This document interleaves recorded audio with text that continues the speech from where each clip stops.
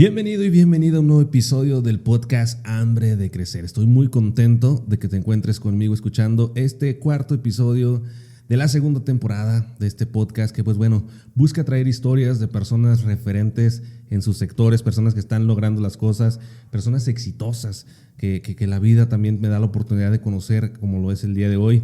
El día de hoy tenemos una entrevista muy importante, una plática muy interesante que sé que te va a funcionar muchísimo, sobre todo en esos temas de desarrollo personal, liderazgo, emprendimiento. Estoy muy emocionado, muy contento. Hoy tenemos a un hombre que de verdad con bastantes proyectos. Le vamos a preguntar cómo se organiza porque es una persona con distintos y amplios proyectos. Es un amante de la transformación de ciudades, de territorios y de pueblos. Él es historiador y también, su formación como arquitecto. Tiene, muchos emprendimientos, entre ellos está la firma de consultoría certificada para prestar servicios turísticos de consultoría. También tiene una empresa de, mentoría que se encarga de dar conferencias, cursos, talleres, programas de consultoría, liderazgo y creatividad. Construir nuevas realidades es una de sus pasiones. También estuvo en la Asociación Nacional de Pueblos Mágicos durante la Feria Nacional de Puebla. Ha participado en proyectos de la Secretaría de Turismo y Cultura de Morelos. Director de proyectos turísticos también y director general de desarrollos turísticos para la Secretaría de Turismo de Guanajuato. Y vamos a platicar con él porque de verdad que tiene una amplia trayectoria. Les va a encantar conocerlo. Bienvenido, Alejandro López, y muchísimas gracias en verdad por estar con nosotros. ¿Cómo está? Encantado, Sergio, con mucho gusto. Muy bien, muy agradecido de la invitación y con muchas ganas de contribuir a tu programa. Así va a ser.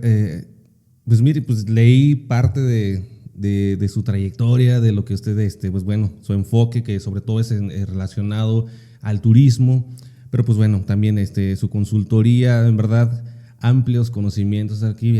Tengo el gusto de conocerlo y desde cuando tenía ganas de platicar con usted y que hasta que se nos hace. Hasta que se nos hizo. Platíquenos usted, sé que es de la Ciudad de México, ¿verdad? ¿Qué lo trae hasta San Luis de la Paz? ¿Qué anda haciendo por acá? Platíquenos. Pues para que veas que la vida es como es, y la vida es como tú quieres que sea. Sí, efectivamente soy nacido en la Ciudad de México, viví mi primera infancia, mi primera etapa adolescente en la Ciudad de México, después nos movimos a la ciudad de Cuernavaca, Morelos. Ahí fui criado básicamente, después de una temporada de vivir ahí en Cuernavaca, de hacer algunos proyectos, de tener los trabajos que tuve en ese hermoso estado, porque además trabajé para todo el estado.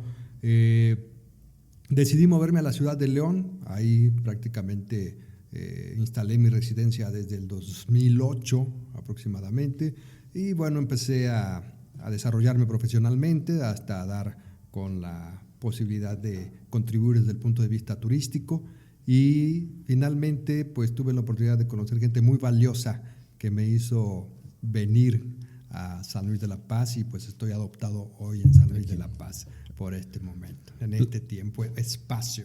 En este espacio terrenal en el que nos encontramos. ¿Me podría platicar un poco sobre esa infancia? En sí, ¿dónde está su formación? Los primeros años, ¿qué recuerda de sus primeros años? ¿Qué recuerdo de mis primeros años? ¡Qué bárbaro! ¡Qué pregunta! Ya hace mucho tiempo para empezar, hace tiempo. ¿Qué recuerdo? Mira, yo creo que los grandes recuerdos que tengo siempre son de familia, son recuerdos de reunirnos todos en familia, de acompañar a mis padres siempre a ver a sus padres, a sus hermanos, y tengo muy fijos los recuerdos de aquellas navidades, aquellos fines de semana. En la casa se estilaba, como hacía mucho tiempo, se estilaba que la familia cantaba, tocaba la guitarra, declamaban, eran diversas habilidades y talentos que se demostraban entre familia. Y fíjate que curiosamente, ahorita que tocas ese tema, yo les digo a mis padres que ellos nos sacaban, ¿no?, a esas reuniones con los abuelos y con los tíos. Era muy divertido, todos se reían mucho, pero les digo, eran las mismas canciones, las mismas tonadas, los mismos chistes, ¿no? Entonces ya no lo sabíamos, y cada vez que lo platicaban ya era como, ya, cámbiale, ¿no? Entonces, y curiosamente se cantaban música de antaño, música que les gustaban a mis abuelos, y que hoy te puedo decir que tengo una aversión a que cuando yo esté comiendo estén tocando la guitarra o estén cantando. Es algo que no me gusta porque pues llegué a padecer esas fiestas, ¿no? O sea, nosotros ya estábamos dormidos entre las sillas de que ya no queríamos estar allí, pero bueno, los papás y los tíos y los hermanos y los abuelos están felices dándole, ¿no? A la fiesta. Y a lo largo del tiempo, hace, pues, ¿qué te diré? Unos 5 o 6 años que descubrí la música de la producción que hizo Natalia Lafourcade con Musas. Y empezar a escuchar esas canciones, más la composición y el equipo que trae ella, curiosamente, pues me remonté a esos tiempos y hoy te puedo decir que es una música que me gusta en ese estilo, básicamente, pero que al final pues me regresa a esa infancia, ¿no? Fue una infancia modesta, fue una infancia alegre, fue una infancia donde creo que se procuró lo necesario para que yo estuviera bien, y yo fui un niño, ahora hablando ya como persona, yo fui un niño retraído, fui un niño, ¿cómo te diré?, tímido, fui un niño que no era muy sociable, pero yo nací con una pérdida del 30% de oído en agudos, ¿no? Entonces, pues bueno, era diferente yo en ese sentido, no es porque no me pudiera relacionar, pero el hecho de no escuchar bien siempre me hacía sentir un poco inseguro, ¿no? Claro. Entonces, pues yo no andaba saliendo y andaba de travieso y andaba haciendo, la verdad es que no, me dice mi madre que yo me ponía a jugar con los carritos, pero nada más los veía, le hacía así y me dormía, ¿no? Y los primos, bueno, ya a los 10 minutos ya la habían roto, ya la habían jugado, ya la habían subido, ya la habían bajado, ¿no? Entonces, eso es el niño y esa es la persona que puedes conocer de lo que era el niño Alejandro. El niño Alejandro. Sí. Y recuerda qué complicaciones tuvo en su infancia, el problema que menciona del 30% en su oído. ¿Qué es lo que más recuerda en cuestión a ese tema? Al momento de ya tener que, al final de cuentas, relacionarse con la gente. ¿Cómo fue este proceso? Pues mira, para empezar te puedo decir que del lado de mi madre soy el primer nieto, entonces para mí fui una persona que recibí mucha atención. Entonces, pues es curioso porque me dice mi madre que mi abuelo paterno les hacía la broma de que me hicieran una guacamaya que nos habían regalado y que era casi mi mascota, ¿no? Que me la hicieran en arroz para que ya hablara, ¿no? Entonces yo le digo a mi madre, pues entonces quiere decir que a los 2 años yo no tenía que hablar, no tenía necesidad de hablar, ¿no? Porque pues yo nada más decía que quería y se me daba, ¿no?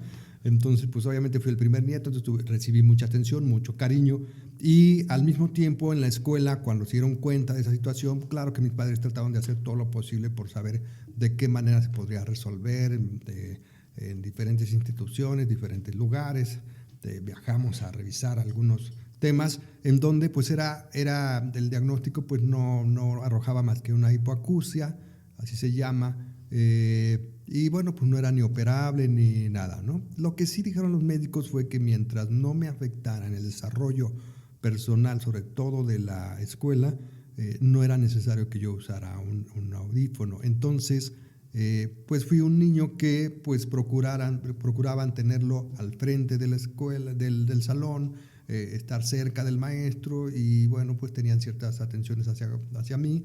Claro. Y pues esa parte fui tímido, fui bastante tímido, me costaba trabajo socializar, pero al final en mi desempeño académico pues no tuvo una repercusión grande, ¿no?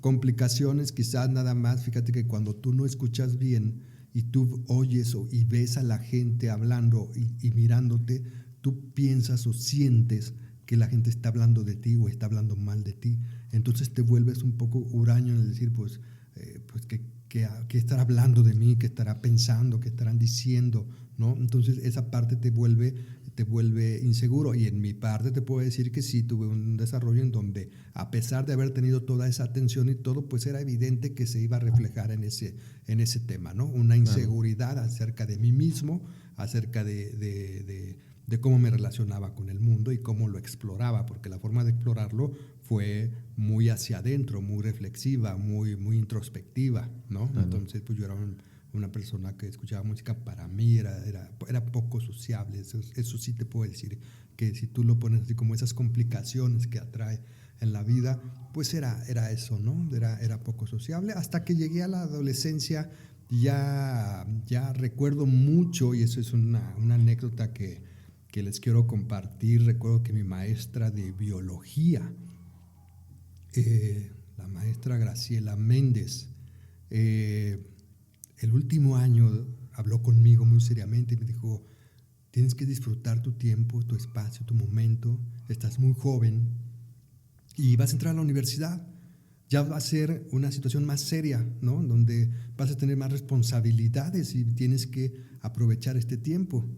Y pues haz de cuenta que destapó una Coca-Cola, porque bueno, ese tiempo entonces, pues me divertí todo lo que no me había divertido, me porté malo todo lo que no me había portado mal, me volaba clases si era necesario. Impactó fuerte el mensaje. Fue muy fuerte el mensaje y fue pues yo creo que un gran consejo que me han dado en la vida, decir, vive, disfrútalo de esa manera. Yo pienso que sí disfrutaba mi vida, pero de una forma muy hacia mí, muy hacia el interior, ¿no? Yo muy joven empecé a ocuparme o a interesarme por temas del desarrollo interno, espiritual, y bueno, pues yo llegué a probar muchas cosas en el sentido de que pues hoy decía no voy a comer carne porque el mundo, porque los animales, porque se está acabando. Entonces yo ya andaba recabando firmas para que no mataran las ballenas los japoneses, y luego para que no estuvieran los pajaritos en las jaulas, ¿no? Entonces y mis padres me lo permitieron, me dejaron hacer todo. Entonces no comía carne, pero si no comía carne no usaba nada de piel. Llegó a ese extremo. Sí, yo llegué a ese nivel y me lo permitieron, y mi pobre madre tuvo que ver cómo inventarse una cocina vegetariana en esa época, en donde, bueno, la información pues no está como al alcance que tenemos ahora, ¿no? Que das un clic y obtienes una receta sin carne, ¿no? Y claro, pues bueno, ahí la pobre buscaba libros y como podía, pero siempre me apoyaron en ese sentido. Si yo quería meterme a cantar, me dejaban meterme a cantar. Si yo quería hacer teatro, hacía teatro. Si quería hacer clases de pintura, tomaba clases de pintura. Y luego, cuando mi papá no me dejaba estudiar inglés, en el buen sentido, porque él me decía, termina primero inglés, y yo quería estudiar francés, ¿no? Pues entonces yo dije, bueno, pues si no me vas a dejar, pues yo como pude, yo me conseguí mis clases de francés con mi maestra Judith Avilés, una gran amiga que hoy está en Montreal. Y pues bueno, yo buscaba esa parte, y la verdad exploré todas las posibilidades, exploré todo lo que yo pude, precisamente en ese ánimo de pues sí, salió el Alejandro que estaba, descubrirme, conocerme, y obviamente pasar un proceso de identidad que todos los jóvenes tenemos que pasar, ¿no? Claro. Dentro de todas estas actividades que comenta que realizaba, que fueron muy diversas, estudió, es historiador y también, pues bueno, es arquitecto. ¿Cómo llega a esta educación? ¿Qué fue lo que le motivó a llegar a ser, por ejemplo, historiador? Bueno, mira, yo estudié historia del arte al mismo tiempo que arquitectura. ¿Sale? Las dos a la... Fue la vez. Te voy a ser sincero y le voy a ser muy sinceros a todos. Yo estudié arquitectura porque mi padre estudió arquitectura, y yo recuerdo de él las noches viéndolo en su respirador dibujando, ¿no? Y veía las escuadras y veía los planos y lo veía con la lámpara, con sus lentes, y yo creo que esa imagen no se me borra, y me enfoqué hacia la arquitectura. La verdad también que fue una decisión como la más natural para mí. Por, ¿no?, ver a su padre. Además me gustaba dibujar, a mi papá le gustaba mucho cómo dibujaba, porque pues bueno, era una habilidad que cualquier arquitecto debe tener, ¿no? Entonces me fui por la arquitectura, y estando en arquitectura, pues bueno, a mí me llama mucho la atención, y me llamaba mucho más la atención la historia. Entonces, en la preparatoria, a mis 17, 18 años, yo estudiaba iconografía y simbología. Entonces, pues bueno, desde entonces yo me empecé a involucrar con la historia del arte. Cuando llego a la universidad, se abre historia del arte, y pues era el primero que estuve ahí instalado y no me importaba, o sea, si tenías que estar más tiempo y tenías que hacer más cosas, fue algo que me apasionaba, me encantaba en el momento. Y bueno, pues mi vida acerca de de la historia y de los monumentos históricos, pues era para mí muy atractivo, ¿no? Entonces, pues me desarrollé así en la arquitectura y la historia del arte al mismo tiempo. La historia del arte occidental, esa es la especialidad, ¿no? Que tomé en ese momento. ¿Y en algún momento, terminando sus carreras, ejerció alguna? Por ejemplo, ¿la arquitectura la llegó a ejercer o no la ejerció? Bueno, pues mira, terminando la carrera sí empecé a ejercer arquitectura, pero tuve la fortuna de que fui invitado a trabajar. Cuando terminé la carrera, yo recuerdo que mi visión era seguir estudiando hacer una maestría en restauración de monumentos, ¿no? Ese era mi interés y esa era mi tirada. Y entonces mi director de carrera pues era especialista en temas de arquitectura mexicana y a él lo llaman que ahora sí te puedo decir que fue mi primer trabajo formal. A él lo llaman porque hubo un sismo importante en la zona de Oaxaca, Puebla, Morelos, Estado de México, Tlaxcala. Eran varios estados que con ese sismo los monumentos, sobre todo las iglesias y las haciendas, sufrieron muchos daños. Entonces, en ese momento existía un fondo natural, un fondo para desastres naturales. Se activa ese fondo y entonces se hace todo un programa de reestructuración de monumentos históricos. A este director lo nombran don Alfonso Toussaint Snyder, que le mando un gran saludo. Él me invita a trabajar a ese programa y empecé ahí desde supervisor de obras, desde supervisor técnico. Al final terminamos haciendo supervisión administrativa con otro equipo. Mis primeros colegas de carrera, casi todos eran restauradores de sitios y monumentos. Y pues fue una época muy bonita, fue trabajar para el INA, fue trabajar para el Instituto de Cultura, y bueno, ahí fue mi primer, y es donde empiezo yo a ejercer y en el área que a mí me gustaba, ¿no? Yo estaba buscando venirme a Guanajuato a estudiar la maestría y pues se abrió la oportunidad y empecé a trabajar en ese programa. Posteriormente a mi jefe lo nombran director del Instituto de Cultura de Morelos y pues bueno, tuvo la cortesía de invitarme a trabajar con él y me dieron la oficina de patrimonio cultural. Era la oficina que veía todos los temas de patrimonio cultural de Morelos, que tenía que ver con los edificios históricos en manos del gobierno del estado, los museos de los diferentes lugares y municipios de Morelos. Había en particular dos, los museos de la Casa Natal de Zapata, el Cuartel de Zapata. También estábamos a cargo de lo que era la antigua estación del ferrocarril de Cuautla, un museo alusivo al sitio de Cuautla donde estuvo Morelos sitiado un tiempo.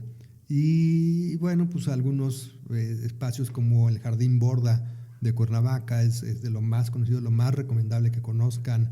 Y ahí empecé a hacer ya proyectos, sí, de conservación y también proyectos de infraestructura. Esas cultural. eran las actividades que realizaba internamente. Sí, era lo que me tocaba a mí, programar actividades artísticas en los museos. Entonces, hacer infraestructura cultural. Hicimos un cine. Me tocó hacer el proyecto con el arquitecto Pepe Moyao López, que él hizo el Foro Sol de la Ciudad de México. Él diseñó ese foro, el Teatro Metropolitan. Entonces, con él empezamos a desarrollar lo que fue la rehabilitación del Teatro Campo de la ciudad de Cuernavaca.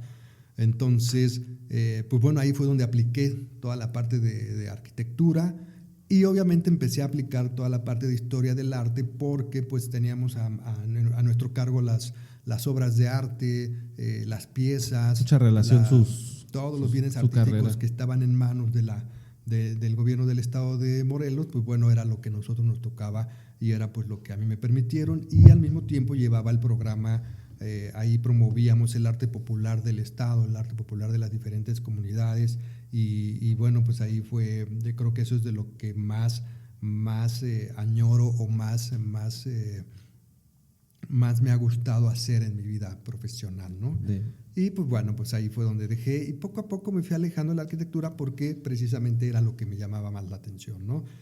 La gestión cultural, la gestión patrimonial, todo lo que tenía que ver, y desde entonces me empecé a involucrar con comunidades, ¿no?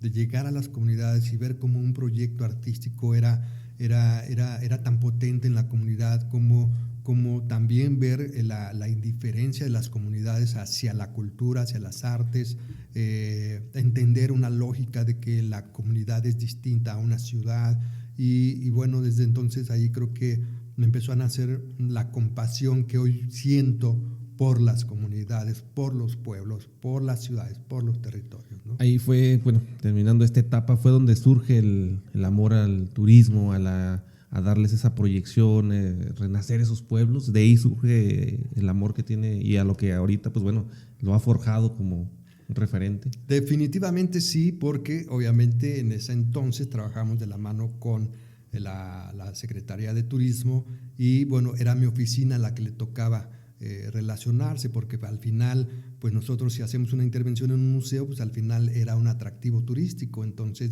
conveníamos con la Secretaría de Turismo, entonces era una labor muy de colaboración con ellos, con el licenciado Marcos Manuel Gerald Suárez Gerald, la maestra María del Carmen Hernández, subsecretaria de Turismo, y pues bueno, ellos conocieron bien mi trabajo, somos muy buenos amigos, y precisamente desde ahí empecé a entender la lógica del turismo, porque cuando tú te dedicas al desarrollo cultural, tienes un paradigma acerca del turismo y de la forma en cómo el turismo atiende a la cultura, ¿no? Y esa dicotomía que hay entre el turismo y la cultura, pues es natural, porque la cultura tiene fines más bien educativos, ¿sale? Y el turismo es netamente económico, es netamente provocar la derrama económica, ¿no? Claro. Entonces, para los cultureros, yo les decía, yo me asumía como un culturero, era muy fuerte el choque de decir, llega turismo, invierte, le mete lana, nos cae en la gente, no se miden las consecuencias, en fin, era una, en ese entonces para mí era muy fuerte, porque al final las personas que quedan impactadas con ese tema son las comunidades, ¿vale? Y entonces, cuando una comunidad no está involucrada en lo que haces como gobierno, como institución, como agente externo, realmente llegas a imponerle a la gente. Y cuando tú le impones a la gente, no rechazan el proyecto, rechazan las iniciativas, rechazan lo que les llevas porque no lo sienten suyo, no es parte de sí mismo. Entonces, pues bueno, nosotros por más queríamos ser un magnífico museo para demostrar dónde había nacido Zapata, recuperar la casa, restaurarla, protegerla, pues llegamos con desde entonces ya proyecciones audiovisuales, recreaciones y todo, y claro, para la comunidad era la comunidad de Anenecuilco, allá en Morelos, donde nació el general Zapata. Pues bueno, se siente muy orgullosa de la figura de Zapata y pues toda la familia. Entonces, para ellos es tan relevante que hay que ser muy cuidadosos cuando tú trabajas esa parte, ¿no? Entonces, desde entonces sí me involucré, todo eso involucraba pues museografía, guiones museológicos, investigaciones, pues todo lo que nos permitiera a nosotros poder comunicarlo, ¿no? Y ahí aprendí también la lógica de la comunicación, en donde pues a veces hacemos cosas y lo repetimos, y es una cuestión que pues cíclicamente y generacionalmente se da, en donde cuando comunicamos tratamos de comunicarnos a nosotros mismos, y yo siempre cuando trato de asesorar en esa parte siempre tenemos que comunicarle a la gente, no a nosotros, ¿no? Desde el punto de vista de la comunicación cultural. y bueno, pues es aplicable en toda la comunicación, ¿no? Entonces, claro. Sí, eso fue ahí donde más apliqué ese tema y donde nos involucramos más en turismo. Después hubo un proyecto muy interesante que lamento que no lo he visto otra vez, pero fíjate que en ese entonces en la Ciudad de México, en una Plaza Loreto, en México, se hacían por temporadas exhibiciones de diferentes estados. No sé si recordarás, pero bueno, en los restaurantes Sanborns, ahí había como te diré, como festivales temáticos por estado, en donde se sacaba un platillo típico se ofrecía ese platillo en el menú del mes, no recuerdo, y se hacía una exhibición muy grande en esa plaza, en donde fue un proyecto muy bonito ahí con la gente de turismo, porque pues se sacó a la luz todo el territorio de la primavera de México, que pues nadie le podemos quitar ese nombre y esa vocación a la ciudad de Cuernavaca, especialmente a Morelos, ¿no? Que tiene mucha agua, tiene una gente maravillosa, tiene una comida deliciosa, en fin, eso es como empiezo yo en el turismo. Después, cuando decido, bueno, más bien cuando terminamos ahí ya la administración, me invitan a trabajar como subdirector de restauración de obras en lo que entonces era el CONACULTA, hoy Secretaría de Turismo Federal, Secretaría de Cultura, ¿sale? Secretaría de Cultura. Entonces ahí estuve en la Dirección General de Sitios y Monumentos y ahí tuve a mi cargo las obras de restauración y los proyectos de la Catedral Metropolitana, Palacio Nacional, y la antigua Basílica de Guadalupe y el Palacio del antiguo Marqués del Apartado, ¿no? Esos fueron los edificios que me correspondían a mí. Tenía a mi cargo una serie de residentes en las obras, en los sitios, y pues bueno, ahí hicimos algunas cosas en catedral. Te puedo decir que ese fue mi clímax desde el punto de vista de la conservación de monumentos. Bueno, pues ahí hicimos, pues revisábamos, monitoreábamos los hundimientos de la catedral con una empresa muy profesional, para ajustar los pilotes y poder hacer que la catedral se estabilizara, ¿no?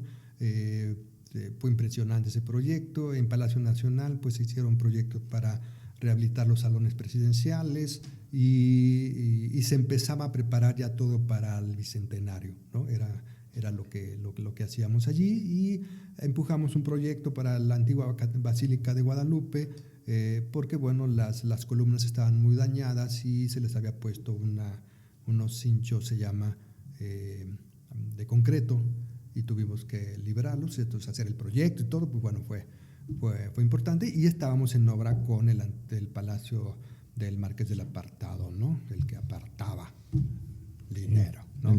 Entonces, eso fue mi clímax desde el punto de vista de la conservación del patrimonio cultural, porque al final pues, el patrimonio más emblemático de los mexicanos, ¿no?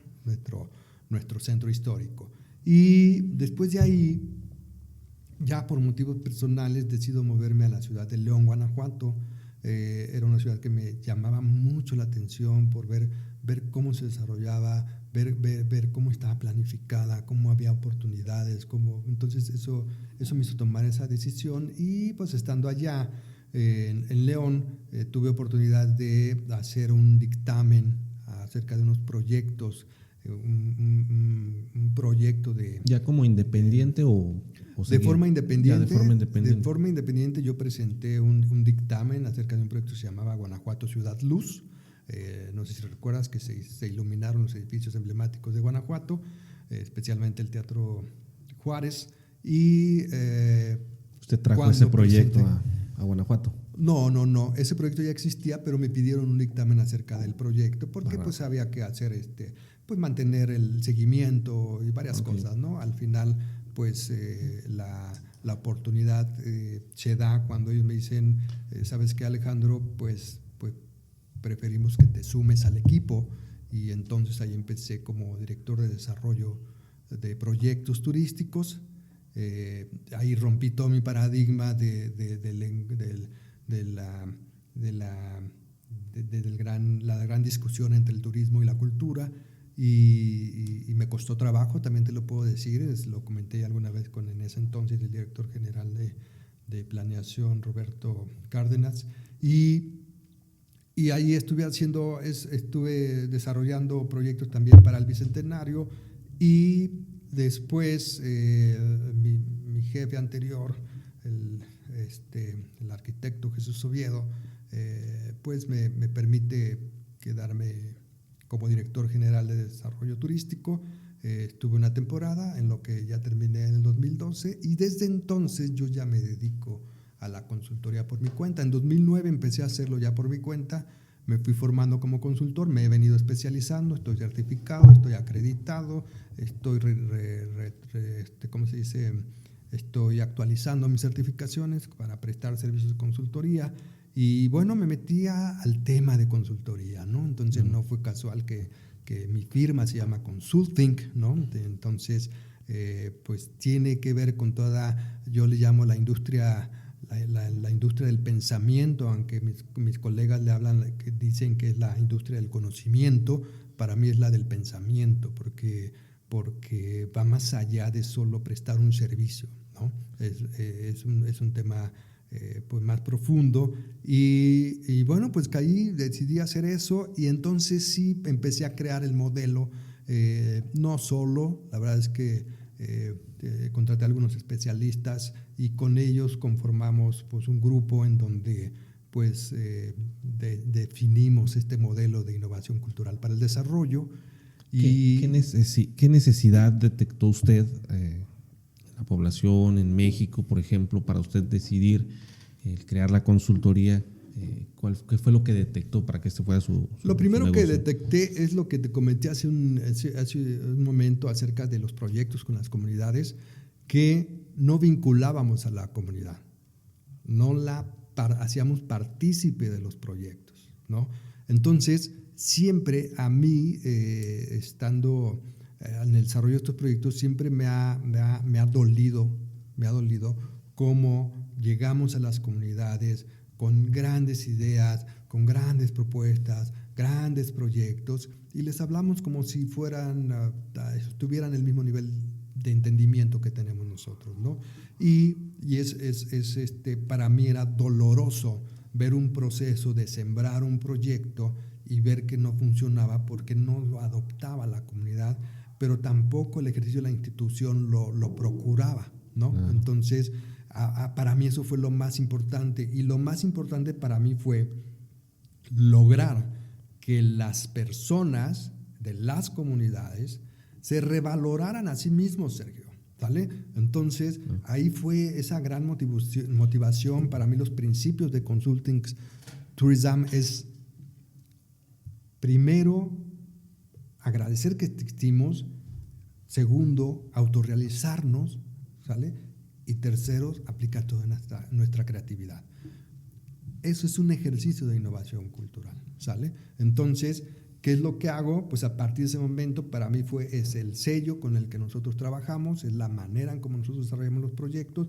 Primero y antes que nada, quien desarrolla el proyecto es la comunidad, no el externo, ¿no? Segundo, la comunidad es la que nos ayuda a entender su dinámica social, su dinámica sociocultural. Ahí participamos especialistas como Héctor Coronado, especialista en imaginería social, está el comunicador cultural, están los arquitectos, están los paisajistas, están los turismólogos, están los comunicadores, los mercadólogos, en fin, todo el equipo que a mí me permite desarrollar ese modelo en los diferentes proyectos que yo realizo, específicamente con las comunidades. Claro, y aparte, bueno, pues la consultoría, por lo que veía o lo que había escuchado, es que, pues bueno, al final de cuentas la comunidad, ustedes llegan y ellos tienen la dolencia, el síntoma, pero también ellos tienen el remedio. No solo se trata de que ustedes llegan y centran sus ideas, ellos tienen las respuestas, pero ustedes les ayudan en ese proceso de aterrizar ideas, y sobre todo también algo importante que comenta, es importante que a lo mejor ustedes tienen las ideas de los proyectos, la emoción, pero también preguntarle a la comunidad qué es lo que quiere, ¿no? Que si de verdad quiere atraer gente y atenderla y sobre todo trabajar y autosustentarte, porque es como que también lo que veía es que ustedes tratan de que ellos busquen una manera de que no ser trabajadores, sino ser ellos mismos sus propios dueños de lo que realizan, de lo que hacen. Sí, vas por ahí. El ejercicio clave para mí son las denominaciones y los nombramientos como pueblos mágicos, ¿sale? Claro. Precisamente porque pues muchos de ellos, a pesar de que hay un esfuerzo porque la comunidad firme y sea una iniciativa ciudadana o una iniciativa del pueblo o de los pobladores, al final llegan a ser proyectos impuestos, ¿no? Impuestos con buena voluntad, además, Sergio, ¿no? Porque pues un gobierno no se despierta para decir voy a fastidiar a la gente, o una institución no va a decir eso, ¿no? O sea, lo hace para llevar oportunidades. Claro. Pero pues ahí es donde tenemos la gran oportunidad de mejorarlo, de hacerlo más eficiente, ¿no? Entonces, sí, tú puedes tener, y ustedes pues no lo pueden negar, el caso de Pozos es clave, ¿no? Claro. Ha llevado mucho tiempo, ha llevado muchas consecuencias también, pero hoy por hoy la prueba existe de que sí es una actividad que impulsa el desarrollo de las comunidades, ¿no? Creo que el reto para nosotros siempre va a ser integrarlos a ese desarrollo, y de eso se trata, eso es lo que buscamos nosotros. Primero, si tú le preguntas a la gente qué quieres, pues bueno, a veces ni uno mismo sabe qué quiere, ¿estás de acuerdo? No, es complicado. ¿No? Entonces es una pregunta muy profunda. Básicamente lo que hacemos nosotros es ayudarles a valorarse a sí mismos y a valorar lo que hay, ¿no? ¿Por qué? Porque si tú llegas, por ejemplo, a un espacio, a una ciudad, como dice San Luis, es que tú puedes hablar con la gente y dices que San Luis tiene muchas cosas, ¿sí? Pero es sucio, pero es no sé qué, pero le falta, pero sí, ¿comparado con quién? ¿Vale? ¿Comparado con quién? Entonces, claro. Si ustedes supieran que su ciudad, que su pueblo, con todas las circunstancias y con todo lo que vemos aquí, tiene muchas cosas fabulosas. Tienen una cosa impresionante, además tienen una expresión cultural muy particular. Entonces, esos son los temas en donde yo digo que lo que buscamos es sacarles eso que sabes que tienes, que lo sabes, ¿no? Pero en el fondo no lo sabes, ¿no? Entonces, es trabajar con las comunidades, trabajar con los grupos, con las personas que en un momento dado llegan a decir y a entenderse, decir, eso somos. Sí, así nos sentimos. Y ese ejercicio se identifiquen con lo que... Exactamente, así yo lo vi en Salvatierra, cuando hicimos todo el trabajo de desarrollo turístico, ya como consultora, llegó el grupo de especialistas, trabajamos ahí con Paola Amador, Carmen Nava en ese entonces, y lo que hicimos ahí, yo recuerdo eran talleres de 50 personas, Sergio, ¿no? Entonces trabajábamos con ellos, y pues sí, la ciudad tiene muchos activos, tiene muchas cosas, y poco a poco se fue construyendo una idea de decir, bueno, es que nos falta, sí, y cuando te dicen es que nos falta, que nos ayuden y nos apoyen, lo primero que hay que romper es ese paradigma. Los únicos que se pueden ayudar son ellos, los únicos que podemos ayudarnos a nosotros mismos somos nosotros mismos, ¿no? Entonces, no dependemos de un gobierno, no dependemos de un papi o mami, no dependemos de un empleador, dependemos de nosotros mismos, y nuestra vida depende de nosotros mismos. Lo mismo sucede con el desarrollo de una ciudad, es nuestra, nosotros decidimos qué queremos, ¿no? Entonces, pues si la quieres tener sucia, pues es muy tu gusto, ¿sale? Claro. Si la quieres tener bonita, también es muy tu gusto. Y hemos rebotando ideas con, por ejemplo, nuestro querido alcalde, Luis Gerardo Sánchez. Es un tema de merecimiento de la gente, ¿no? Lo dice clarísimo, ¿no? ¿Qué tanto nos sentimos merecedores de tener una mejor ciudad, una mejor población, una mejor sociedad? ¿Qué tanto nos lo merecemos? Y esa es la discusión, pero sobre todo es el diálogo que se entabla, y utilizamos recursos creativos. Claro. precisamente por la especialidad que manejamos. Entonces, pues la gente empieza a expresarse, empieza a decirnos, y llega un momento en que te das cuenta que hay un patrón en que dices, de aquí podemos tomar y podemos ayudarles. Entonces, yo digo que les ayudamos a revalorarse, porque les hacemos ver en un espejo toda la magnificencia que son como personas y como lugar, como ciudad, ¿no? Claro. Y cuando ellos lo ven así y se los vestimos de tal manera que ellos se den cuenta qué valioso es, entonces en ese momento lo aman, porque la gente del lugar nunca deja de querer su lugar, su espacio, ¿no? Nunca. Pero le falta verlo de una forma en que anhele verlo, ¿no? Y cuando lo ven así, se unifica, digamos, y se crea y se destapa una energía increíble, que hoy tú tienes un Salvatierra en donde los jóvenes son los que están empujando el desarrollo turístico del pueblo, ¿vale? Del pueblo mágico. Entonces, eso es lo que a mí me apasiona hacer, eso es lo que a mí me mueve, eso es lo que a mí, y trato de comunicárselo a mi equipo, y trato de formarlos, y trato de crear cuadros en donde ellos entiendan esa lógica y se comprometan con eso, porque además el mundo no puede ser de otra forma, Sergio. Estamos aquí para contribuir a la gente y contribuir a los demás, ¿sale? Claro, siempre sin que sea a costa de tu propia vida y de tu propia de subsistencia, ¿no? Eso es lo que hacemos, Sergio.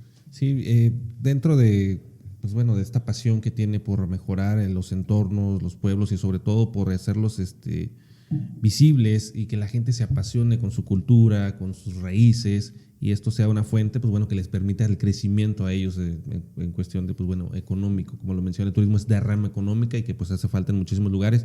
Más lugares como, pues bueno, para la gente que no conoce, en San Luis de la Paz está el pueblo Mineral de Pozos, pueblo mágico, que tiene, ¿cuántos años tendrá que tiene la denominación de pueblo mágico? Pues es de 2010, ¿no? 2011. 2011 ya tiene sus años como pueblo mágico, y que también tienes que trabajar para mantener el nombre de pueblo mágico.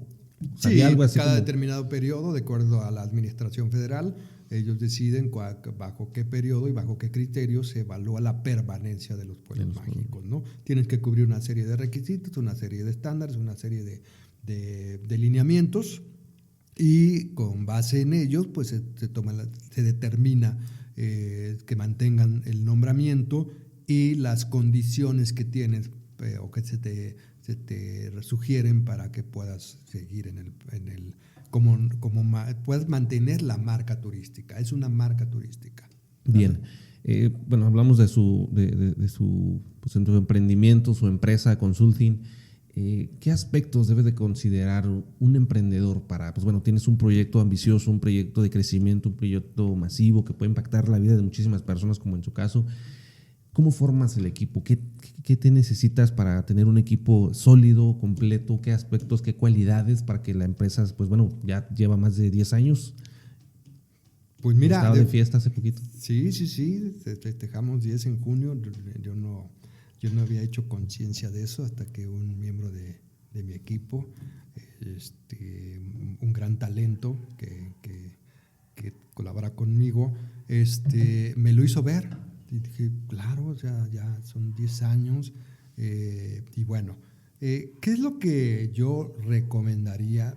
Al final ya no estamos en una época en donde las empresas solo se enfocaban o solo producían rentabilidad a partir de los recursos y del esfuerzo de las personas y del tiempo, ¿sale? Ya estamos en un momento en donde la gente tiene que lograr y el equipo tiene que lograr realizarse en sí mismo en el trabajo, ¿sale? Entonces, lo primero que tienes que tener con un equipo para que sea un equipo fuerte, un equipo comprometido, es que compartas los valores y los principios de lo que tú crees, de lo que tú realmente crees. Pero antes de eso tiene que haber un ejercicio de autoconocimiento profundo, ¿sale?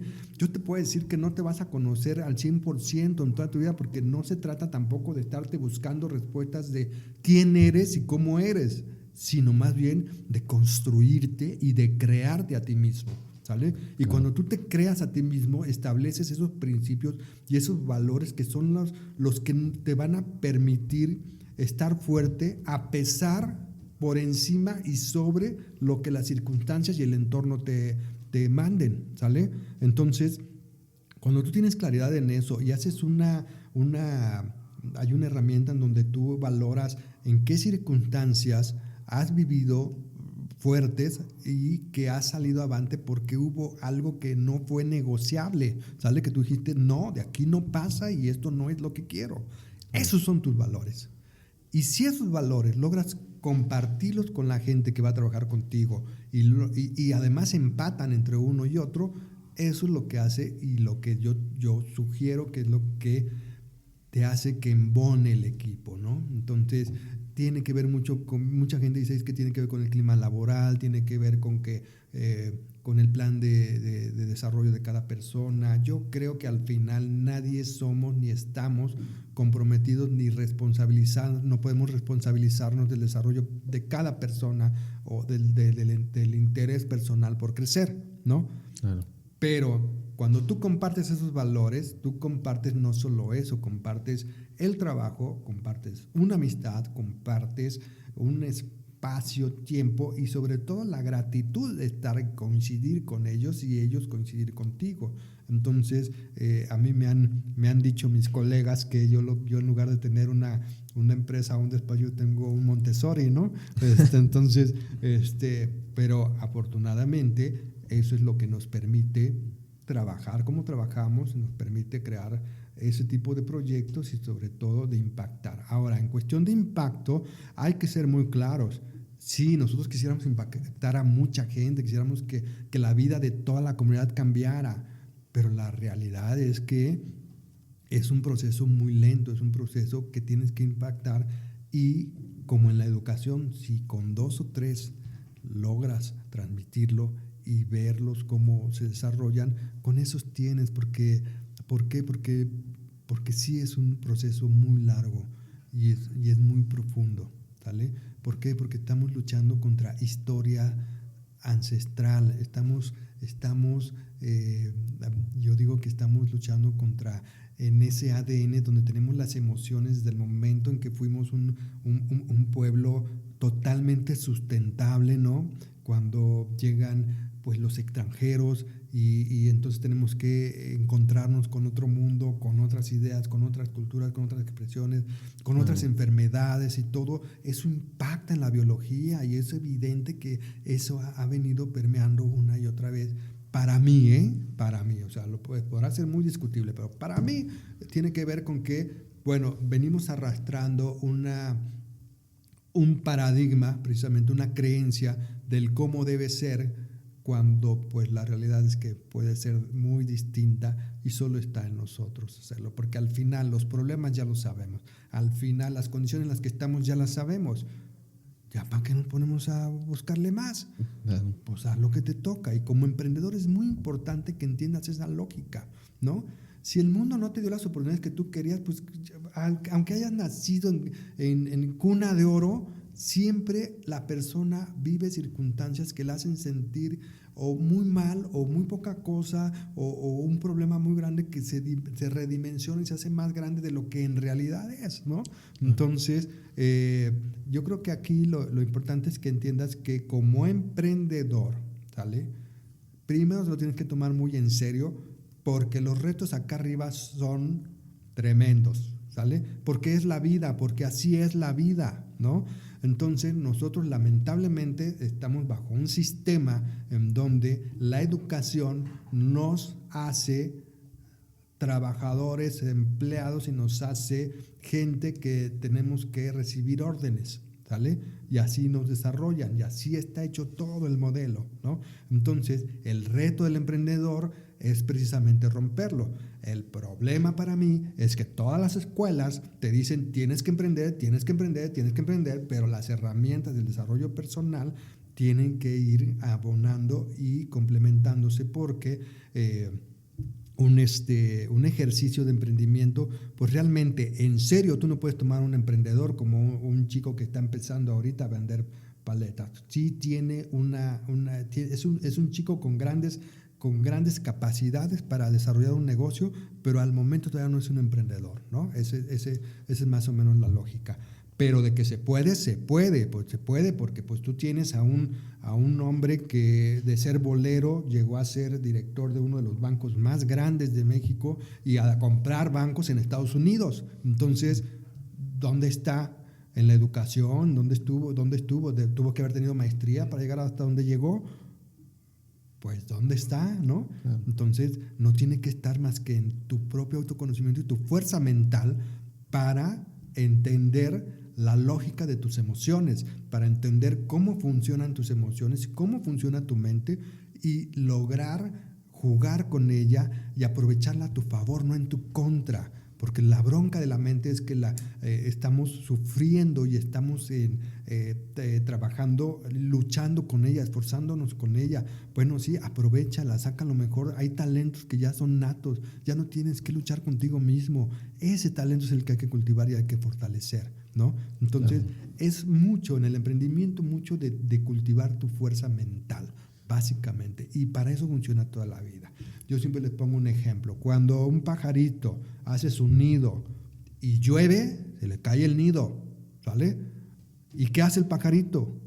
Se para y lo vuelve a hacer. Otro. ¿Y qué hacemos nosotros? Nos tiramos al suelo a llorar porque la lluvia nos tiró la casa, ¿no? Cuando la vida es como es. La vida no está viendo a ver si te parece, si te gusta, si no te gusta.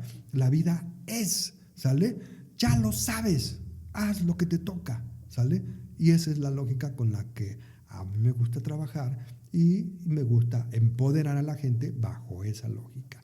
Y creo que he podido impactar mucho más en una persona que empieza a impactar a más, ¿sale? Claro. Que tratar de impactar a todo un mundo, toda una población y toda una comunidad. Todos son Tienes que ir poco maneras a poco. de pensar diferentes. Son herramientas y son maneras y niveles de entendimiento muy distintos, ¿no? Porque la verdad, yo creo que nadie es más ignorante que otro. Simplemente nuestra vida y nuestra historia, pues todos sabemos más de muchas cosas de nuestra vida, ¿no? Claro. Entonces, eso es lo que yo pienso que como emprendedor tienes que tener muy claro, ¿no?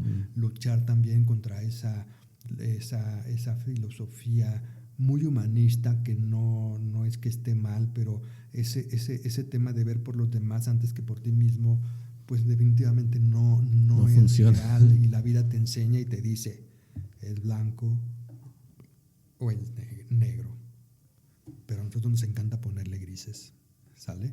Y entonces batallamos con los grises, sufrimos con los grises, pero la vida es bien clara, es blanco o es negro, ¿cuál quieres? Sí, así ¿No? somos como seres humanos, siempre le buscamos, dicen que si viviéramos en un mundo de lodo, también le buscamos el lodo bonito, el lodo inclusive le encontraríamos otros colores, porque así es el ser humano.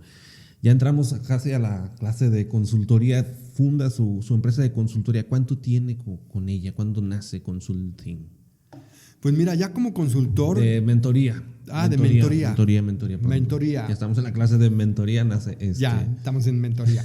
Y eso que menciona bien importante, la mentoría, y sobre todo eso a mí me gusta muchísimo, el uno a uno, el cara a cara, el conocer y saber que de esta manera es como puedes impactar más la vida de una persona, ¿no? Porque pues como usted lo menciona, la mentalidad es distinta, las condiciones inclusive hasta estructurales, usted analiza todo ese aspecto para poder en sí ayudar a las personas.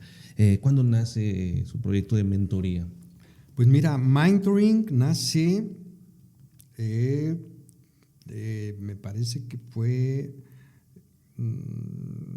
debe haber sido después del 2016-17, nace Mentoring como ejercicio de mentoría, pero ya ahora sí en forma, pues ya tiene más o menos 2 años, ¿no? O sea, más o menos, no, más bien como 3 años. Mentoring nace precisamente por eso, porque yo vivo un proceso muy fuerte respecto a mi vida, a mi seguridad y a mi estabilidad, y pues bueno, siempre una crisis personal te hace revalorar tu existencia, y yo lo que te puedo decir es que yo ni me considero especialista en desarrollo personal, yo no me considero, no soy ni psicólogo ni nada de eso. Lo único que yo te puedo decir es que la vida me ha enseñado a punta de trancazos como a todos, ¿vale? Y he aprendido algunas herramientas que a mí me funcionan, ¿vale? O me han funcionado. Yo lo que hago es compartirles siempre las herramientas que a mí me funcionan de acuerdo a lo que ustedes me pueden platicar o me pueden decir, de acuerdo a las circunstancias de vida que ustedes me puedan decir, ¿no? Y obviamente así como ustedes o como la gente busca apoyo en uno, pues yo también me apoyo en otros, ¿no? Yo también tengo gente atrás, claro. Yo me preparo cada vez más porque yo creo que, y eso como emprendedor es muy importante, no hay mejor inversión que en ti mismo. No hay mejor inversión en educarte a ti mismo. Deja tú de la teoría y del cómo se deben hacer las cosas. Cómo funcionas tú, cómo funciona tu emoción, cómo funciona tu mente, cómo funciona tu corazón, cómo funcionas tú como ser humano para que puedas responder al desafío de la vida, ¿no? Que es incontrolable. Es como es, ¿no? Sí, platicarle ese tema, Arqui. Tuve la oportunidad de ir a mentoría con usted y pues sobre todo creo que es bien importante ese cambio de mentalidad. Muchas veces tendemos, o en mi caso era ver muchas cosas negativas en el entorno, en lo que me afectaba, como lo mencionaba. Te tienes que analizar y darte cuenta que al final de cuentas así es la vida, te tocó vivir así, con las condiciones que has nacido, pero tienes que darle vuelta a la hoja, cambiar de libro si se puede y comenzar a tener otro tipo de mentalidad. ¿Qué es lo principal o lo que usted detecta con las personas que ha trabajado? ¿Qué es el trabajo que podemos decir ha detectado ese punto en todas las personas que ha logrado darles esa mentoría? El patrón que en común. Sí, el patrón que yo identifico es, y además te lo digo porque también yo lo viví, o sea, todos lo vivimos. Yo lo que identifico ahí es que nos hace falta un panorama más amplio acerca de la vida, que nadie se ocupa de darte, ¿sale? Los padres, en su leal saber y entender, te tratan de dar una guía. Los maestros, a lo mejor en la escuela, tratan de hacerte entender algunas cosas, pero lo que yo entiendo es que nos hace falta tener un panorama más amplio de lo que es la vida desde el punto de vista de macro, ¿no? Grande, ¿sale? Es decir, para empezar, yo siempre les hago ese ejercicio. Tú sabes a qué velocidad te da vueltas la Tierra sobre su propio eje. Tú sabes a qué velocidad se mueve la Tierra alrededor del Sol. Tú sabes a qué velocidad se expande el universo. Cuando tú te haces esas preguntas, dices, pues entonces, ¿qué somos? No somos te das cuenta que nada, no somos nada. Entonces eso, dos. Ahora, hoy por hoy, yo siempre les digo que pues en este momento no tengo prueba fehaciente que me diga que yo mañana voy a resucitar o voy a reencarnar, ¿sale? Entonces, hoy por hoy es la única vida que tengo. Claro. ¿La voy a desaprovechar sufriendo? ¿La voy a desaprovechar angustiándome? ¿La voy a desaprovechar condicionándome por el entorno y por el ambiente tóxico y por la gente que alrededor me hace daño y que no sé cuánta? La gente no te hace daño, tú solito te la haces, ¿sale? Tú solito permites que ese entorno te llegue, pero volvemos a la misma, la vida te lo está diciendo. ¿Estás en un ambiente sano o estás en un ambiente tóxico? Claro. ¿Quieres estar ahí por tu propio gusto? ¿Sale? ¿Por qué? Pero lo que yo veo ahí es que nos llegamos a sentir poco capaces, Sergio, de lo que somos y podemos llegar a ser, ¿sale?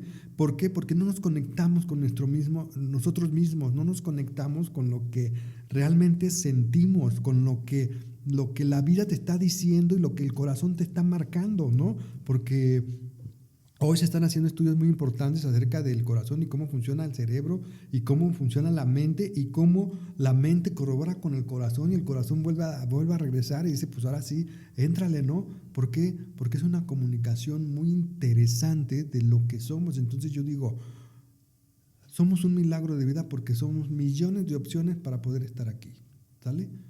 Entonces ya para mí es un milagro estar aquí, ¿sale? Claro. Voy a desaprovechar ese pequeño tiempo que tengo, ese tiempo de espacio con la gente que tengo para vivir la vida que otros quieren que viva. Pues no, tarda mucho tiempo y tenemos que pasar muchas situaciones en la vida para que podamos entenderlo, porque pues es evidente que con un joven es muy difícil ayudarle a entender esa parte porque todavía le falta vivir, enamorarse, desenamorarse, romperse el corazón, como todos lo hemos pasado. ¿Por qué? Porque necesitan esas emociones y esas circunstancias para poder entender la vida. Hay un dicho que dice, no recuerdo quién lo dice, pero dice, ya cuando empiezas a aprender a vivir, pues ya te hiciste viejo, ¿no? Y ¿por qué no tenemos esa herramienta? Y eso es lo que yo digo, ¿por qué no podemos hacer este esfuerzo? Porque los jóvenes, sobre todo los jóvenes que ya están en la época adulta, iniciando la época adulta, pues tengan esa capacidad y esa apertura para entender lo que podemos transmitirles y podemos ayudarles, no para evitar que lo vivas, no para evitar que te caigas, no para evitar que te rompas el corazón o la boca, ¿verdad? ¿Sale? Sino más bien para que sepas cómo juega tu persona, tus, yo le llamo adicciones emocionales, ¿no? Y cómo juegas y seas consciente de eso y sepas que así es, porque te vas a seguir tropezando, pero cuando menos ya sabes, ¿no? Y ya sabes qué haces con eso. Tú decides qué haces con esa información. Tú decides qué haces con lo que ya te diste cuenta que eres y cómo eres, ¿vale? Claro. Entonces es más fácil de alguna manera aminorar esos golpes, es más fácil prevenirse de esas cosas y es más fácil siempre salir avante de las circunstancias, porque cuando tú tienes una meta muy clara de quién eres y hacia dónde vas, ¿vale? Y qué quieres construir acerca de ti mismo, entonces es muy difícil que te condicione el entorno. Muy difícil. ¿Por qué? Así tengas el jefe más pendejo que tengas en tu trabajo, así tengas la gente que más indeseable quisieras convivir. Tú tienes un proyecto de vida, eso aprovéchalo. Utiliza el momento en donde estás y el tiempo en donde estás para empujarte a ti mismo, ¿no? Y entonces eso es lo que creo que en el común denominador es entender ese panorama de la vida, ¿no? ¿Dónde estás parado? Y entender que la vida es bien clara, ¿sale? Y es sí, negro, no, blanco. Ya toma una decisión, pero solo hay dos opciones, ¿sale? Y las dos tienen consecuencias y tienen beneficios. ¿Cuál estás dispuesto a vivir, ¿no? Y a mí me gusta mucho como dice este señor, este magnífico actor, Darío Tepié, cuando dice, si decimos que nuestra vida la marca el destino, dice, pues destino es igual a desatino, ¿no? ¿Sale? O sea, pues hay como te vea, ¿no?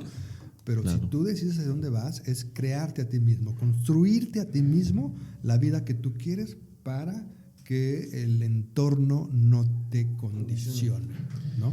¿Qué considera usted de esta frase que bueno, es muy común escucharla, de que tú eres el promedio de las personas con las que te rodeas, las 5 personas con las que tú pasas mayor cantidad de tiempo? ¿Cómo considera usted esa idea?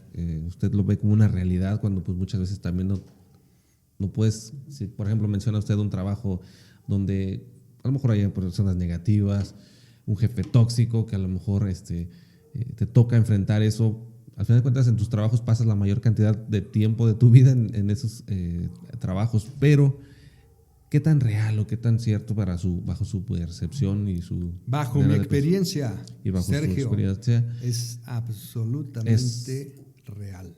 Eso. Nuestra mente es completamente programable.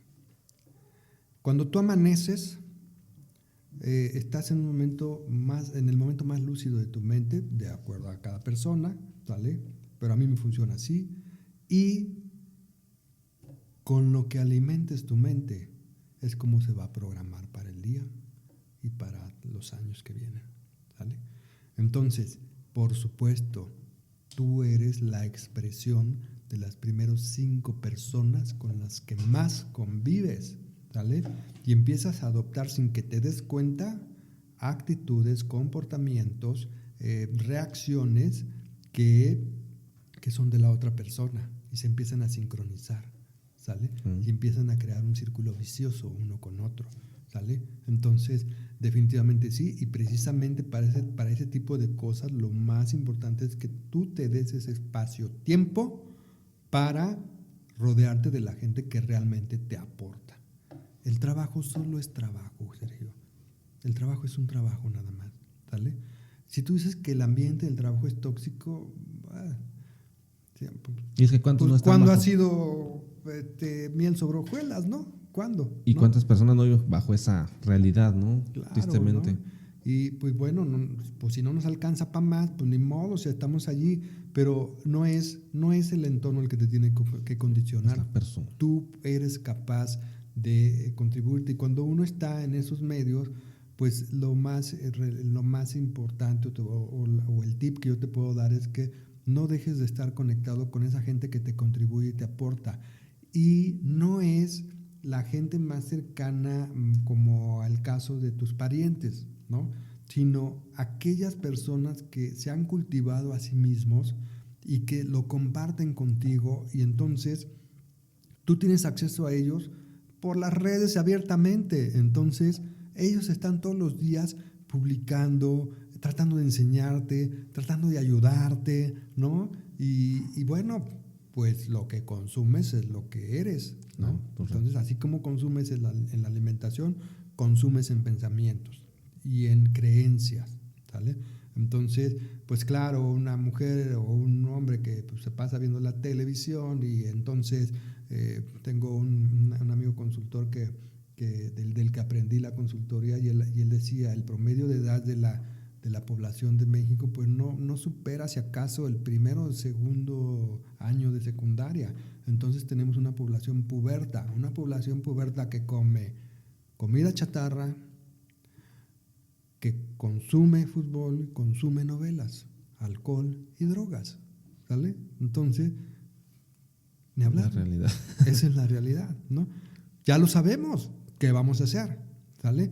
Pero la responsabilidad de la vida es de cada uno. Nadie más puede hacerse responsable de otro, siempre de ti mismo, ¿no? Entonces, definitivamente yo coincido con esa frase y yo la aplico.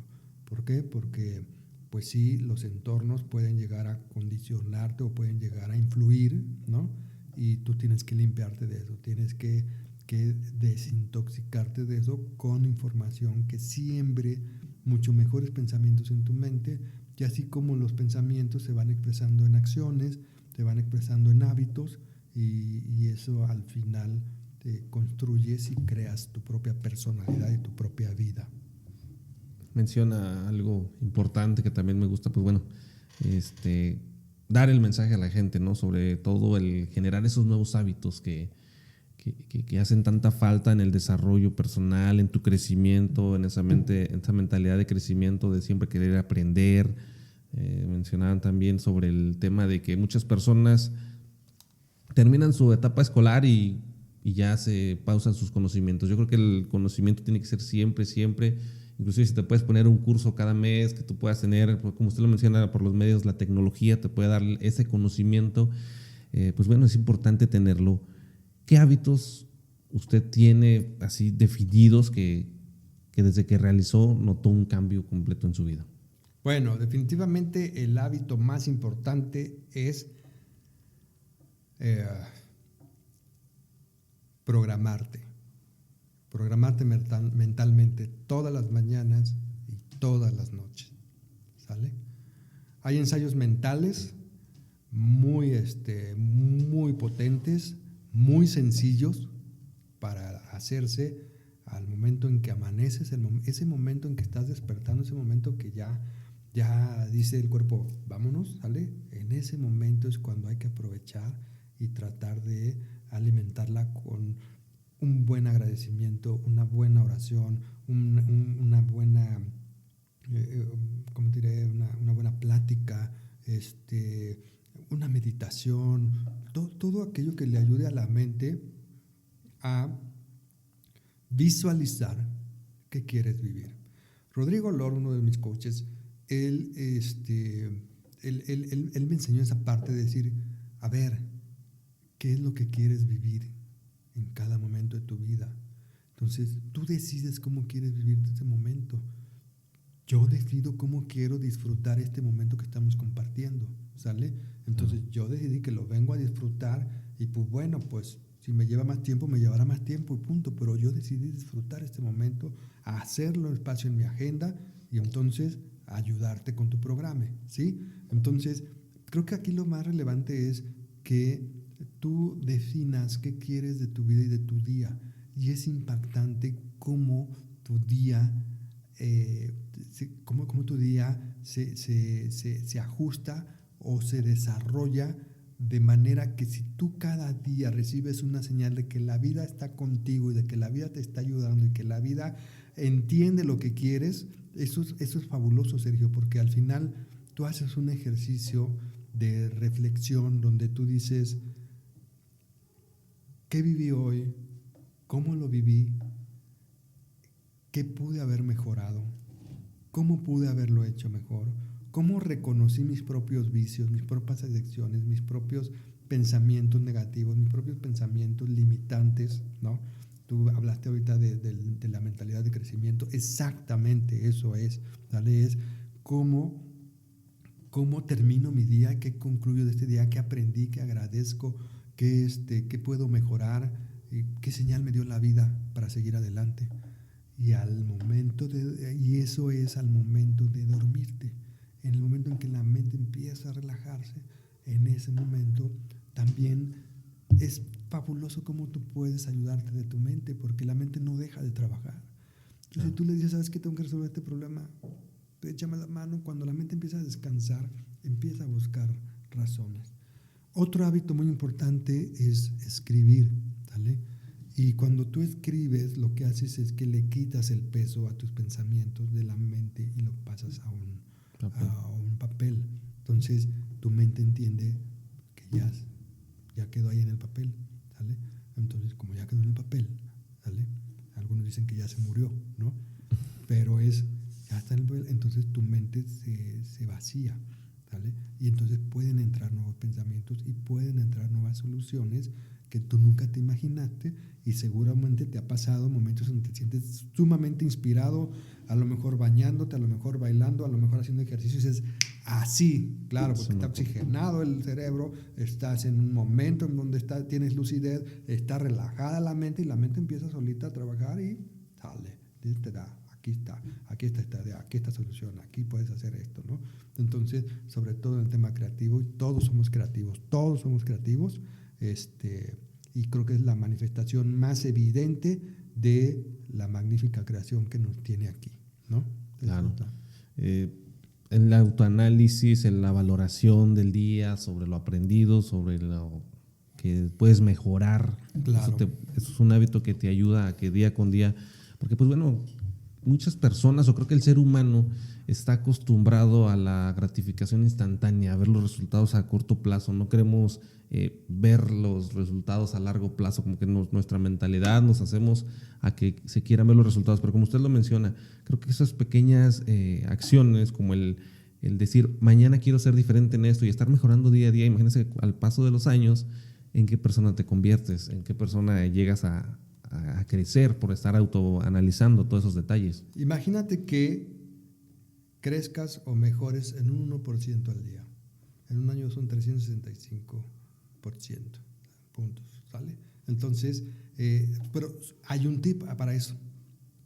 Cuando tú haces el autoanálisis, cuando tú haces esas reflexiones y esa introspección, que no tiene que ser larga, puede ir de 20 minutos, 17 minutos, media hora, ¿sale? Si es más, pues bueno, le ayuda a tu mente y le ayuda a tu salud y a tu cuerpo, Pero lo más importante de esto es que nunca te juzgues, ¿sale? Ya, lo hice mal, lo hiciste. Trata de verlo de forma como separada, como si fuera una película. Trata de verlo enfrente y dices, mira, volví a comer lo que no debo comer. Mira, en ese momento pensé que no iba a poder. Mira, pero nada más como la película, ¿sale? No te involucres, no te juzgues. Eso es lo que te ayuda. Porque si no, empiezas con las emociones a masticarlas, a rumiarlas, y es que soy un tonto, y es que no me doy cuenta, y es que me pasa lo mismo, y eso es porque así juega tu mente, ¿no? Entonces creo que aquí, yo creo que el gran reto y el desafío de esta vida y de nuestras generaciones y de las generaciones que vienen es que tenemos que aprender a usar nuestra mente con valor, a usar nuestra mente a nuestro favor. Creo que eso sería lo maravilloso si lo logramos a resolver. Y si las escuelas entendieran esa parte y pudieran ayudarnos a eso, creo que sería un salto cuántico para la humanidad, ¿eh? Creo que para toda la gente, ¿no? Lamentablemente, pues bueno, toda la industria que no está mal del entretenimiento, toda la publicidad, todas las redes, pues bueno, replican y multiplican noticias o mensajes que pues al final nos siguen programando, ¿no? Siguen programando, porque así es, o sea, no es de malintencionado, simplemente así es, ¿no? Entonces, pues claro, te levantas y oyes noticias que ya hicieron, que ya pasaron, que ya supieron, que ya pasaron, pues claro, pues quieres pensar en eso, pues todo el día te la vas a pasar en eso y todo el día vas a estar con la comadre, con el compadre, no manches, cómo ves, cómo pasó, no sé cuánto, estás metido en ese rollo, cuando hay un mundo de información para ayudarte, para entender el mundo, para entenderte a ti mismo, que está disponible y es gratis, ¿no? Entonces, ese es el tip que yo les doy. No se juzguen a sí mismos, no sean duros con ustedes mismos, ¿no? Te equivocaste como todos nos equivocamos, ¿sale? Levántate y aprende, ¿no? Ok, o sea, pues ya me equivoqué y lo vuelvo a hacer, es muy tu gusto estar en ese juego, ¿sale? Pero me equivoqué y mañana intento no, pues aquí se aplica el solo por hoy, solo por hoy, pero ese solo por hoy se va multiplicando exponencialmente, ¿no? Entonces es evidente que tu mente, tu persona, tu trabajo, tu relación con los demás siempre va a mejorar, porque no puede ser de otra forma, porque el universo funciona así. Si él te regresa lo que tú, y al final de cuentas, como lo menciona, yo creo que recuerdo muy bien esta frase de una entrevista que tuve con el buen Michel Iniestra, que mencionaba que en la época de la tecnología en la que estamos en estos momentos, la ignorancia es opcional. Tú puedes aprender, como usted dice, de los mejores. Ahí están las redes sociales, por ejemplo, YouTube, donde donde es la plataforma para poder aprender muchísimo. Claro. ¿Cómo considera usted, mencionó también el tema de las escuelas, cómo considera el sistema? El sistema sí nos prepara y nos forja con una mentalidad de que quieren que formemos parte de ellos, ¿no? De ese sistema, y nos encasillan y nos mantienen en un círculo vicioso. ¿Cómo considera la educación en este momento y qué cambios debería de surgir, o como personas, estudiantes que nos estén viendo, al final de cuentas también se van a dar cuenta al salir que todo lo que aprendimos pues es casi obsoleto, ¿no? Por cómo está avanzando. Mira, tiene que ver con lo que te decía ahorita de que necesitamos entender el panorama, ¿sale? Yo no te puedo decir que quizás el sistema educativo lo haga premeditadamente, aunque hay evidencias de que pues no va a cambiar el sistema porque no conviene al sistema, así de sencillo, ¿no? Y al sistema educativo, al propio sistema, claro, y al propio sindicato y al propio... tú debes de saber que México es uno de los países que más invierte en educación de los países de la OCDE, de los países desarrollados. Sí, pero casi todo se va en el sindicato, ¿sale? Entonces es un tema muy profundo, muy complejo, estructural en el país, que no permite eso, aunque yo sí te puedo decir que hay maestros muy bien intencionados con la mejor voluntad de que el sistema se reforme y el sistema pueda mejorar, pero al final del tiempo se cae en lo mismo que sucede con las instituciones grandes, que pues el proceso es muy lento, es demasiado lento, ¿no? Y tenemos que aceptar que el sistema sigue siendo el mismo desde hace 200 años, ¿no? Entonces, es contexto, es un tema de panorama. ¿Dónde estamos parados? Pues de seguir así, pues estamos de acuerdo que así va a seguir y van a seguir las generaciones. Yo sí he visto un cambio porque hoy lo palpo con los equipos que conformo, ¿no? Entonces, hoy sí estoy muy sorprendido de cómo han tocado esas generaciones, sobre todo de estos chicos que están llegando a los 30 años, donde ya el sistema, los modelos educativos ya empezaron a sembrar esas ideas. Tú puedes visualizar, no sé si se han dado cuenta, que los colombianos están saliendo al mundo a conquistarlo, así como los chinos, así como... ¿Por qué? porque el proyecto de educación de los chinos lleva más de 40 años preparándose y organizando para eso. Los hindúes, después de que los chinos se conviertan en la gran superpotencia que ya es, ¿sale? Vienen los hindús. ¿Por qué? Porque ellos se han venido preparando, ¿sale? Si tú tienes colombianos que porque se hizo un gran proyecto de intervención social con financiamiento externo muy importante, porque ya no había otra opción, o sea, ya estaba devastado el país, ya estaba devastado socialmente en todos los sentidos, ¿no? Y yo he tenido colaboradoras especialmente que traen un chip porque el cambio lo hicieron en 6 años, Sergio. En 6 años, ¿por qué? Porque ¿dónde es donde puedes hacer el cambio? En la primaria, los primeros 6 años de educación, ¿sale? Cuando tú cambias eso, cambia toda la generación y entonces impactas a todo el país, ¿no? Ese sí es un gran ejemplo de lo que se ha hecho. Ese es un grandísimo ejemplo. Y que debería de ser, pues, visto y copiado por más países para poder, mejorar esas condiciones, porque al final de cuentas sí nos damos cuenta que es una realidad que la educación escolar como está en el sistema, pues la verdad está muy, como usted lo dice, miles de años con el mismo sistema, y sabemos que los tiempos son bien distintos, son otra realidad. Estamos viviendo una época donde mañana salieron cosas nuevas en un área donde te tienes que estar educando día con día para poder seguirle el paso a cómo va la tecnología. Más adelante hasta el ser humano puede ser suplido por, pues ya vemos que los robots, las máquinas están haciendo el trabajo del ser humano. Lo ha sido, siempre lo ha sido, ¿no? Y pues siguen más. Entonces, pues también decían, en un mundo con tanto avance tecnológico, con tanta tecnología, pues en algún momento nosotros también vamos a padecer, todos los seres humanos podemos padecer el que los trabajos estén supliendo, como dice, a lo mejor a lo largo del tiempo sí ha existido eso, pero creo que ahora se está automatizando prácticamente todo. Entonces, mira, sí, el tema de la innovación tecnológica es muy profundo. Hay muchas líneas, tanto de teóricas y filosóficas acerca de la innovación, y una línea es decir, estamos tratando de encontrar hilo negro a cosas que la propia naturaleza nos está diciendo cómo hacerlo, ¿no? Entonces, Laura Sotomayor, una experta en innovación, ella plantea esa parte de decir, a ver, ¿por qué estoy tratando de hacer cosas digitales y tecnológicas que suplan una actividad industrial, ¿vale? Cuando la mejor tecnología que tenemos hoy en día es la naturaleza misma.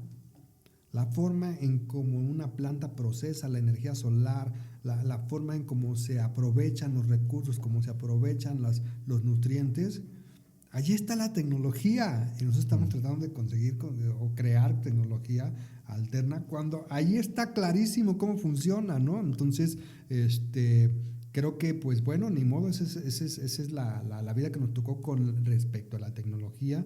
Y sí, definitivamente la tecnología está hecha para mejorar nuestra calidad de vida. Entonces, tenemos que entender que no es un desafío importante, ¿sale? Pero al mismo tiempo, nuestra calidad de vida respecto a tu generación, con mi generación, lo que ustedes están viviendo es algo fabuloso y maravilloso, ¿sale? ¿Por qué? Porque, oye, con un mensaje de voz obtienes información, con un mensaje de voz. Cuando nosotros teníamos que ir a la biblioteca a buscar libros, y lo más que había era un telex, lo más que había era un fax para intercambiar información, y no teníamos esa comunicación inmediata de decir ahorita. Entonces tú dices, pues es que nosotros ya nos cuesta trabajo esperar más. Finalmente te tocó vivir eso, pero no quiere decir que seas mejor o peor persona. No, eso cómo lo potenciamos, ¿no? Entonces sí, a lo mejor tienen necesidad de estímulos más fuertes, obviamente, tienen necesidad de tener acceso a lo que quieres en el momento, y también es evidente que se está perdiendo información, como pues ya hay chavitos que no saben dónde viene la leche, dónde viene la sal, ¿no? Pero pues ni modo. ¿Por qué? Porque ellos siempre la han visto en la mesa. Entonces, pues, ¿de dónde sale la sal? Pues de la mesa o de la alacena, ¿no? Claro. Entonces, o del súper, ¿no? Entonces, pero al contrario, yo creo que es sumamente interesante y emocionante lo que estamos viviendo, hasta la situación política, ¿sale? ¿Por qué? Porque llegó otra idea llegó una persona con convicción, bien o mal, llegó una persona que trata de en una sola pieza tomar decisiones. Eso se había visto muy poco, ¿sale? Entonces, claro, es una generación anterior o anteanterior, ok, es su estilo, pero ya lo sabemos, ya no nos vamos a pasar peleando. Yo lo hablaba con mi médico, estábamos platicando, y le dije que, ¿cómo ves? Le dije, oye, pues nos vamos a estar preocupando porque el señor trae los zapatos sucios y el zapato y los pantalones como no sé qué y que no habla inglés. Maestro, tenemos que ponernos a trabajar, punto. ¿Sale? Claro. Me dice, claro, no lo había visto así. Pues sí, pero nos encanta estar echando la charla y la plática en todos los problemas que vive México por una persona, cuando los problemas tuyos los resuelve tú, nada más, Claro. ¿no? Esa es la visión. Entonces yo creo que sí es un reto la innovación, sí es un reto la tecnología, pero es lo mejor que nos puede estar pasando, porque si este mundo se acaba, ¿sale? Si este mundo y este cambio climático viene como realmente se visualiza, maestro, tenemos que buscarle. Ahora, no hay trabajo para todos. Ese es el principio del emprendimiento. No hay trabajo para todos. Entonces, ¿qué te queda? Moverte por tus propios medios. ¿Cuáles los que tengas? ¿Sale? Entonces, no hay recetas, Sergio. Eso es bien importante para los emprendedores. No hay recetas. Unos te dicen, empieza desde chavito y empieza a hacer negocios. Otros dicen, no, prepárate, fórmate, entiende bien los estados financieros. La realidad es que no hay recetas, ¿sale? Puedes ser exitoso de las dos maneras. Lo importante es que tú seas capaz de capitalizar y potenciar el conocimiento que estás adquiriendo. Pero lo más importante, Sergio, no es cultivar conocimiento, es cómo vas a utilizar ese conocimiento para generarte ingresos a ti. Eso es lo más importante. Porque para estudiar, por maestrías y doctorados, ya hay muchísima gente que está metida en eso, ¿no? ¿Sale? ¿No? Y yo les digo que nada más alimentamos nuestro ego, ¿no? Ya tengo la maestría, ya tengo el doctorado, ya tengo el postdoctorado, ya tengo el no sé cuál. Sí, güey, ¿cómo genera esos ingresos? ¿Cómo sustenta tu vida? Porque tenemos un paradigma acerca de que las personas ambiciosas solo nos interesa lo material. Pues no, pues es que si tú eres ambicioso es porque quieres darte una mejor vida a ti y a los tuyos. Entonces, pues hasta dónde el egoísmo es tan falso, cuando el egoísmo es una virtud, y el ser ambicioso es un orgullo. O sea, ¿por qué? Porque estás dando trabajo, Sergio, estás favoreciendo al mundo, estás tratando de darle a los tuyos lo mejor que tienes y lo mejor que puedes hacer. Y qué mejor que un emprendedor que tiene las agallas, que tiene la pasión, que tiene la fuerza mental para enfrentarse al mundo como es, sin colores, como es el mundo, y sale adelante. Y hay muchos ejemplos acerca de eso, ¿no? Bueno, es bien importante entender eso, porque luego allá afuera quieren vender recetas para el éxito, quieren vender recetas para los emprendimientos, te quieren dar la línea, pareciera que, pero pues al final de cuentas, como usted lo menciona, es una cantidad de factores que intervienen a lo mejor en el éxito de una empresa, a lo mejor en el éxito como persona, en tu crecimiento, pero pues algo que sí es bien importante es cambiar la mentalidad y sobre todo a pesar de las adversidades, de los caídas, de los tropiezos, aprender y tratar de mejorar para pues bueno, ver hasta dónde puede llegar esa capacidad que tienes y ese crecimiento en tu vida. Sin duda alguna, pues bueno, son temas bien profundos, podríamos estar platicando toda la noche y pues bueno, también todas las personas que nos escuchan, pues bueno, estas son pláticas de lo que tú puedes tener personalmente con el arquitecto Alejandro, si tú quisieras una clase de mentoría, llegar a ese nivel de profundidad y sobre todo ese análisis personal contigo, nada más ese cara a cara, ese uno a uno que los puede ayudar sin duda alguna, como a mí me ha ayudado, como me ayudó esta plática a entender pues muchísimas cosas, que al final de cuentas la vida no es tan complicada, ¿no? Al final de cuentas también nosotros somos los que nos la complicamos. Todo está en cuestión de la perspectiva, como lo quieres ver. Sí, pero es muy clave. La perspectiva es clave. La perspectiva es clave. Es decir, así está la situación, así está el problema. ¿Cómo lo hacemos? ¿Cómo le damos la vuelta? Es el obstáculo. El obstáculo siempre va a estar. Tú hablabas de la adversidad. Pues es que siempre va a estar. Soluciones, ¿no? Es lo que se necesita. No es adversidad, es la circunstancia. Entonces, si tú cambias la palabra problema por circunstancia, deja de ser problema, ¿sale? Te convierte en una circunstancia que la vas a atender. La gente dice que estoy preocupada porque, ¿vale? ocúpate. Ocúpate y haz lo que tienes. Ocupada. Me preparo para ocuparme, ¿sale? Entonces, son esas cosas que tenemos que tener muy fuertes y que también tenemos que entender que tenemos que apelar a la esperanza. La esperanza no es más que confiar con fe, ¿sale? Después buscas tus opciones y después te pones a hacer lo que te toca. Punto, ¿sale? Y el mundo responde, ¿por qué? Porque eso lo decides tú, no lo decide nadie más. Y para eso estás aquí, para ser feliz, para realizarte en lo que tú quieres y para ser como tú quieras ser. Pues ya lo vieron, ya lo escucharon aquí en el podcast Hambre de Crecer.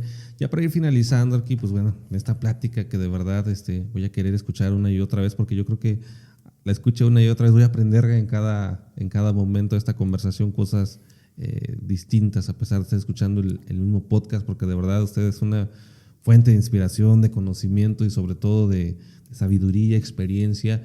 Y pues de verdad que estoy muy contento porque he aceptado esta plática conmigo, esta conversación con muchos aprendizajes que nos llevamos todos los que estamos escuchando y pues yo que lo estoy viviendo. Vamos a finalizar con una pequeña dinámica de preguntas ya para cerrar el programa. Entonces comenzamos la dinámica de preguntas. Me gustaría conocer cuál es el peor consejo que le han dado. ¡Ay, qué bárbaro! El peor consejo que me han dado. ¡Qué bárbaro! ¡Qué pregunta! Pues yo creo que el peor consejo que me han dado, con base en la experiencia, es prepárate en el conocimiento para enfrentar la vida.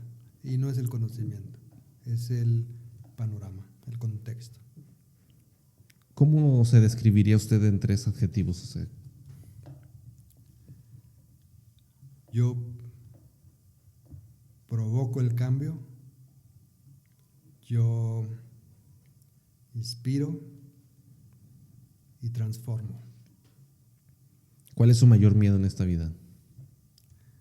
Mi mayor miedo probablemente sea no alcanzar a realizar todos los proyectos que tengo en mi cabeza. ¿Qué es el éxito para usted? Para el éxito para mí es la autorrealización, Sergio. ¿Cómo le gustaría ser recordado? ¿Cómo me gustaría ser recordado? Pues sin ánimo de alimentar mi ego, solo me gustaría quizás, no por mi contribución, sino solo por la gratitud de la gente en la que pude tocar, nada más. Bien.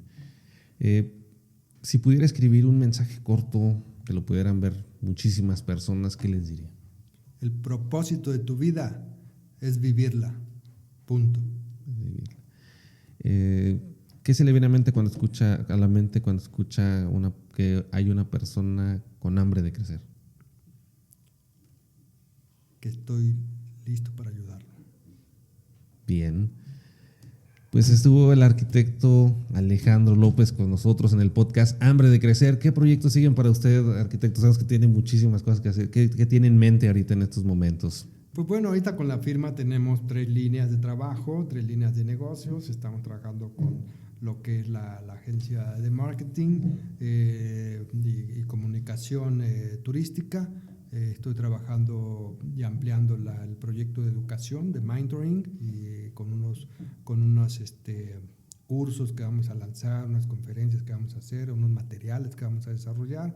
Y desde luego, pues toda la consultoría turística pues realmente se convierte en mi pasión y mi hobby, ¿no? Entonces, eso es lo que hago. Esos son los proyectos que me tienen. Y aquí a San Luis de la Paz me tiene precisamente la compasión de poder ayudar a que esta ciudad pueda expresarse como lo que es. Es una tierra que no han podido domar. Yes. Entonces, eso es lo que me tiene aquí. Bien, pues muchísimas gracias. ¿Nos puede dejar sus redes sociales? ¿Cómo lo podemos encontrar en las redes sociales para darle seguimiento Claro, a todo eso? como Alejandro López, Alo, Pueden buscar también las redes de Consulting Tourism. Pueden encontrarme, googlear Alejandro López Consulting y ahí les va a aparecer todos los datos, incluso hasta van a encontrar mi número directo de contacto, así que estoy más que visible en las redes. Bueno, pues muchísimas gracias por estar con nosotros en el podcast Hambre de Crecer. Muchos temas que se quedaron pendientes, de verdad que estoy muy contento y muy emocionado de que me haya acompañado. Y pues bueno, a toda la gente los dejamos este episodio, espero lo hayan disfrutado y aprendido muchísimas cosas. Y pues ya tienen las redes sociales. Nos vemos en el siguiente episodio. Hasta luego. Hasta luego. Hasta pronto. Listo. Listo.